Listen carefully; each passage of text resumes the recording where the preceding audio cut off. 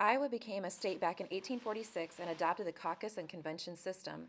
Iowa's caucusing events happen in the middle of the presidential nominating schedule, usually in the months of March and April. The caucus events remained obscure local events for most of our state's history until the decade that brought us disco and Star Wars.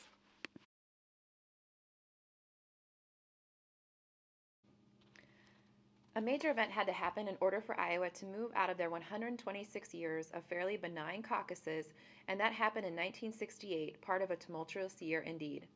Americans were largely split on their feelings about the Vietnam War and how the American government planned to stop the spread of communism throughout the world. Remember, America was fully embattled in the Cold War at this time. The division over the Vietnam War spilled into violence both inside and outside the Democratic National Convention in 1968. National conventions are mostly seen as a large pep rally for each political party. The convention's members officially select the president and vice president candidates of their party and determines their platform as well. Inside the 1968 convention, the Democratic members were grappling with their platform as it concerned their stance on the Vietnam War. Many Democrats were siding with McCarthy, who was an anti-war candidate, while other Democrats were siding with the Vice President Herbert Humphrey, who was for continuing the government's plan in Vietnam. Debates and disputes led to huge disagreements in the Democratic Party, and eventually Humphrey would be nominated. Humphrey would go on to lose to Republican Richard Nixon. Outside the convention, supporters of McCarthy and general anti-war protesters gathered. When Chicago Mayor Richard Daley deployed 12,000 police officers and 15,000 state and federal officers to disperse the protesters, beatings and gassings took place. This riot became known as the Battle of Michigan Avenue, and because of the perceived violence perpetrated by the officers, many Americans watched the riots on TV will demand change in American government. The events at the Democratic National Convention will be a catalyst for change in Iowa, which leads to the Iowa gain first in the nation caucus status. After the divisive 1968 Democratic Convention, Democratic Iowans in 1972 established reforms to help repair the party. At the core of the reforms was a need to incorporate the opinions in support of diverse population of Democrats, knowing the materials needed to be printed and sent out to give the type of involvement they wanted.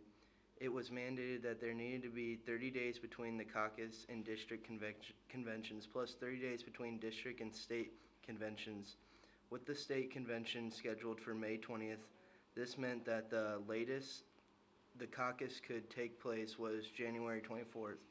This new timetable put Iowa as the first caucus in the nation, even ahead of New Hampshire, who had long held this position. Being first didn't necessarily mean that Iowa would deserve political attention from candidates or the rest of the nation.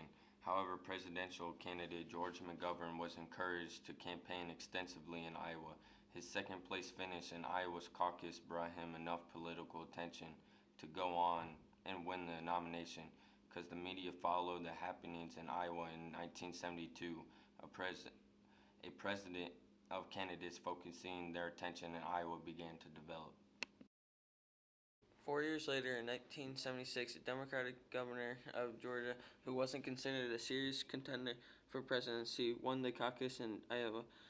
Eventually, Jimmy Carter would go on to win the nomination presidency, further cementing Iowa's importance and deserving of the attention given to it being the first in the nation to select their choice for president.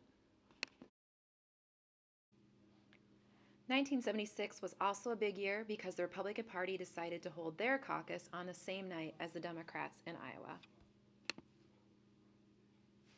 Since then, Iowans have enjoyed meeting the candidates in small venues, often getting to know candidates in a much more personal way than can be done in other states. This allows Iowans to help the rest of the nation weed out candidates to help identify potential and lesser-known candidates. For example, in 2008, a lesser-known candidate named Barack Obama won the caucus in Iowa and later the presidency of the United States. Sometimes our picks haven't predicted what the rest of the country wants, and other states have been quick to point that out. Hoping to preserve our first-in-the-nation status, the Iowa legislature has mandated that our caucus be held 8 days before other states. Iowans hope that the 1970s leave a legacy beyond disco and the original Star Wars. Hopefully, the 70s was just the start of a long line of Iowans determining our future commander-in-chief.